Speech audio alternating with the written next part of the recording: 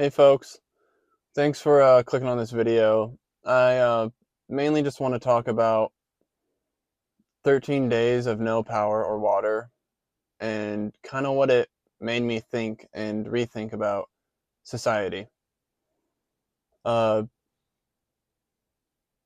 Everyone's going back to the new normal, you know, new normal, or trying to return to what was normal, and I find myself doing the same now, and I just ask myself one question: why? Why? What life am I returning to? I don't know about anyone else who's watching, but for me, as a millennial or zillennial, as they like to say, I'm just coming back to paycheck lifestyle. I'm coming back to an economy where I'm never going to be able to afford a home, and I don't really see things getting better. They weren't great right now. Housing crisis is everywhere I go to. I am stuck working in the tourist industry, and that's all everyone is complaining about is tourism, tourism. Oh, we need more tourism. No one's going to be up here. Well, what the fuck? I'm sick of living in places where the town officials and everyone only focuses on building things and making things better for tourists because that's what draws in money. I get it. Well, move out, move away from those places. I've just always lived in the mountains my whole life. I'm from Montana, and I moved out here naively thinking I could escape the tourism industry, but nope, that's everywhere it seems. If you don't I'm a laborer. I've, worked in house painting and landscaping and construction, and now I'm just a maintenance tech. And I just I hate the fact that we set up these areas that no longer have logging or coal mining, or just, I guess Montana was a lot of mining and logging too. So pretty much logging and mining areas. We didn't find any other alternative besides other people who have a lot of economic drive in their cities and in their areas where they live, because there's just so many people doing different things. And I guess I'm too small town to even think about how a big city actually works. But it's unfortunate that that's the only way we can find money, is from rich people coming out here and enjoying these scenic places where we live.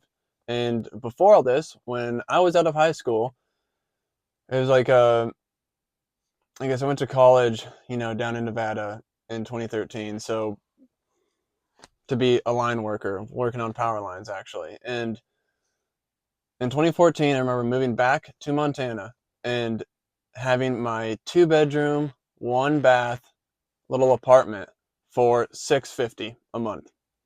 That was 2014. 10 years later now. You couldn't find anything like that for under 1500, you know, 1800 maybe. I'm being generous.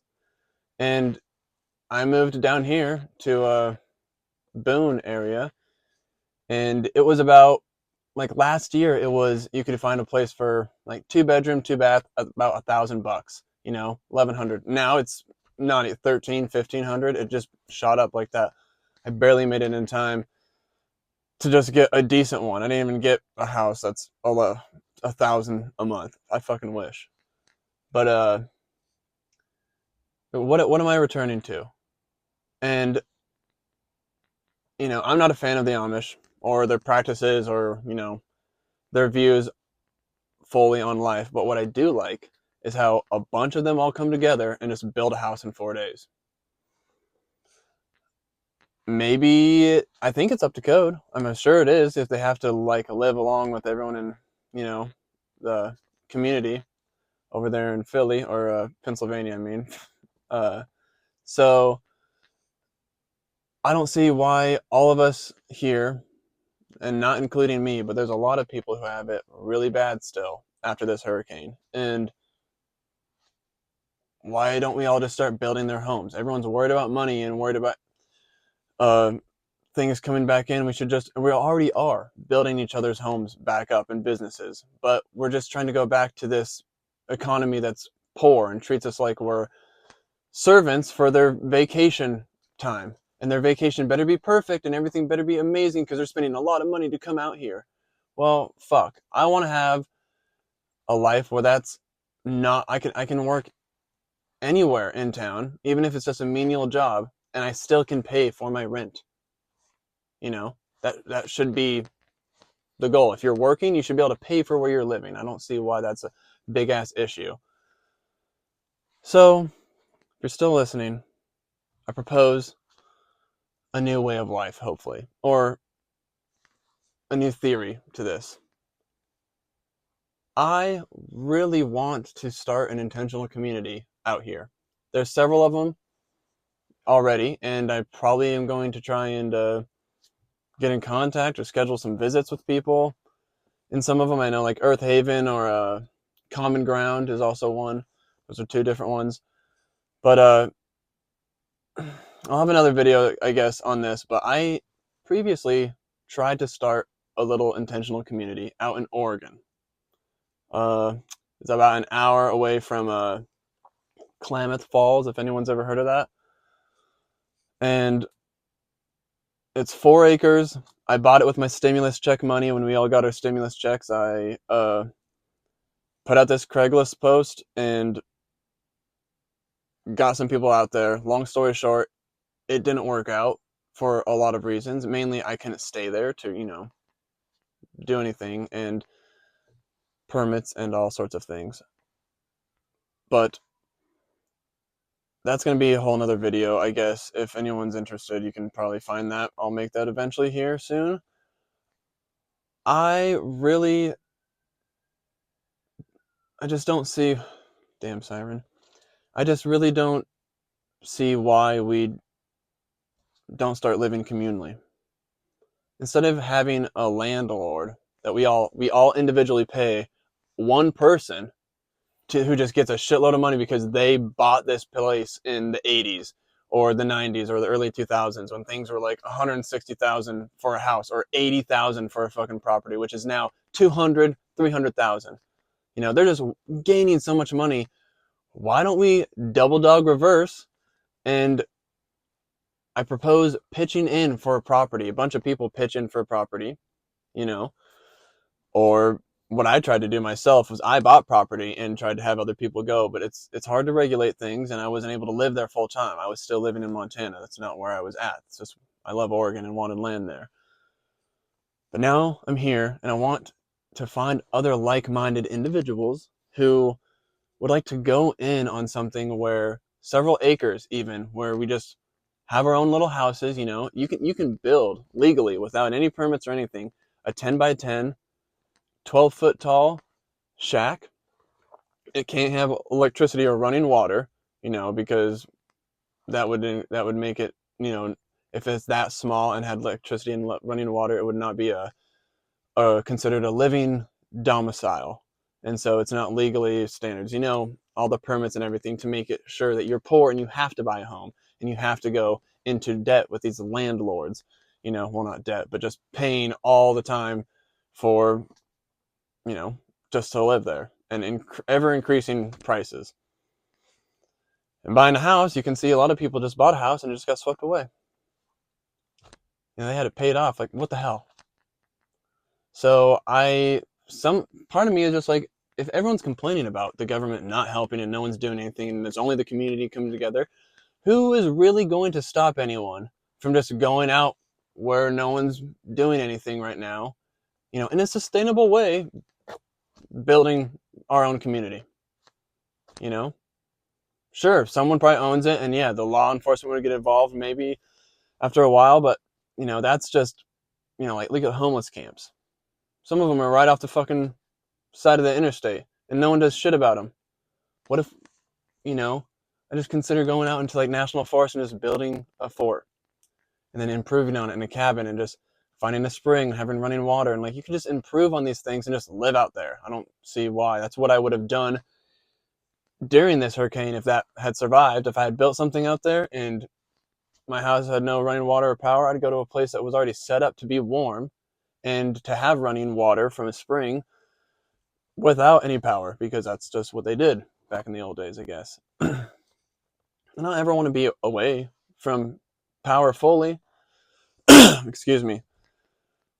I set up a solar system with the other stimulus check I got in my old on my property back there, but it actually got stolen. It was $1,400 worth of just solar panels and the whole solar system and yada yada. But uh, I just people think that living in a commune means officially giving up everything in modern life. But right now, I just don't see anyone being able to have the money to just, unless like a bunch of people who are like 12 good close friends, which like if you're in your 30s and have 12 close friends, that's a miracle, especially ones that you can trust. Even ones you could trust to go in on property with. So I understand how hard that can be. And so that's just why I, even propose going out into just national forest and just doing it. Because, like, fuck, people don't care about Appalachia anyways.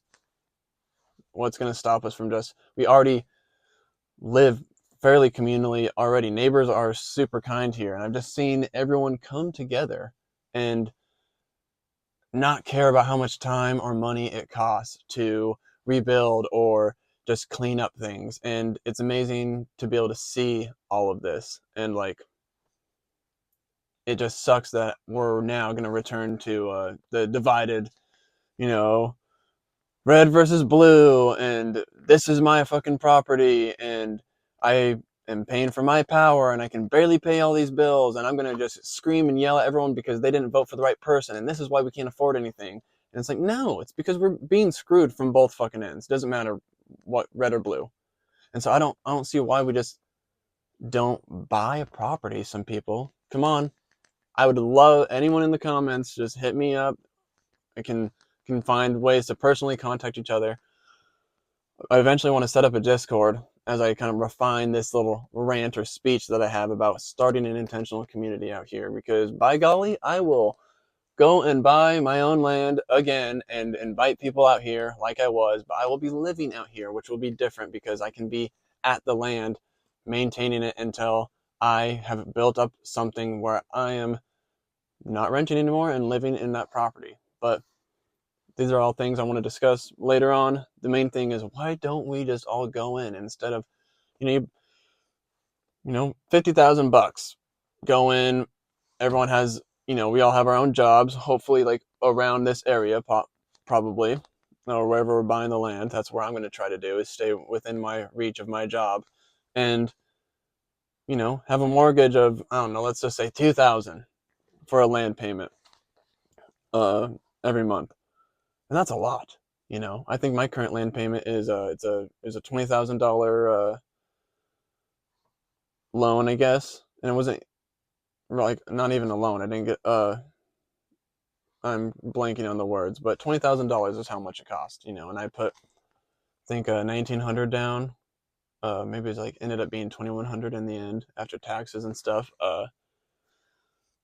And so I just pay that off. It's like 335 a month, I believe, and I have a year and a half left on that, and that's like my own property. And who knows, maybe I will sell that and use it to just buy something out here. But I do have a dream of having different communities all strung out through across the U.S., coast to coast, where someone could easily, with a car, probably, most likely, get to each commune in one day. You just drive and you can reach one commune in one day, 8 hours, 10 hours. And you'll be at another one. And like, you could go on a whole trip just stringing through these communes, these little nomadic communities that all have an interconnected trading system. But that's my old man dream. I just really, really don't want to return to this life of struggling and like, oh, hopefully I get paid more. Hopefully I get a good position in the company and I can just buy a home and pay off a $300,000 house. And that's cheap. That's still really cheap right now. $300,000 house for like a 3-bedroom, couple bath. That's pretty good in today's standards. A lot of people are doing that right now. I don't want to. I already plan to buy land, me and my fiance, and we are going to have our own little permaculture farm, our little animals, and we already want to live homesteadly, but we're not going to be off the grid. It was just a different way to live. And right now, I can't buy a home, and I'm probably just going to build a small little home, you know, to standard regulation size because all I can barely afford building a home. I just got to get the freaking septic and the well. That's it was like seven. I think it was going to come down to including the permit and getting to dig the well or dig the septic and install it and everything was $7,500. Like a permit, I know in Oregon was in the county that I was trying to do a permit for septic was I think $1,100. Like, are you goddamn kidding me? And so I had just recruited other people who were extremely poor. They were borderline homeless, but they were still not homeless yet to be, I guess, sketchy, I suppose, to go in on something with this. So I was kind of funding everything. And, if I could find other people who are serious, and I mean, if you're still listening, thank you so much. Good Lord. But like, please, I really would like to just even talk about just the logistics of all this because finding a couple people or uh, just to get a little like couple acres. We build our own little thing on there. We don't have to pay mine. We don't need to be a commune, But I do want to live communally, have like a community garden, have aspects where I got really into microgreens and was selling them back in Montana at a farmer's market for a summer until I realized I'm going to be moving down here for my fiance's job and everything, and uh, I've wanted to continue all of that. I never did this year because this was like the first official year of me living here, and it's a full-time thing, and I just need to make actual income right now because I was just breaking even pretty much. But don't mean to ramble. Having a little bit of a crop and then selling it to your local neighbors is not a bad way to make a buck. And eventually, I'd love if that was just a barter system, you know, for other goods that we might need for other people who were still on grid or out there in the world. And I don't know, but I'm just ranting at this point. Mainly, I would like to have a group of people who want to go in on a piece of land and we pitch in together and we pay, like $2,000 separated between 5 people, 10 people, you wouldn't be paying the whole lot. And not maybe something that you're not, you know, able to move into right away, but on the weekends, go and start building and doing things. And eventually we would have a place where we could just live and it wouldn't be costing us an arm and a leg, and we don't have to be paying off this hundreds of thousands of dollars of debt. One person by themselves, we could share this with other people. And, we don't have to sing kumbaya and have our town meetings or any of this stuff. I mean, we could live the way that the people who have gone in on this want to live. It'd be, we'd have our own little cultural effort, our own little pocket out here in a holler. So this has been a ramble, and I would love to hear your guys' thoughts, I guess, on this. So thank you for listening. Have a good one. Bye.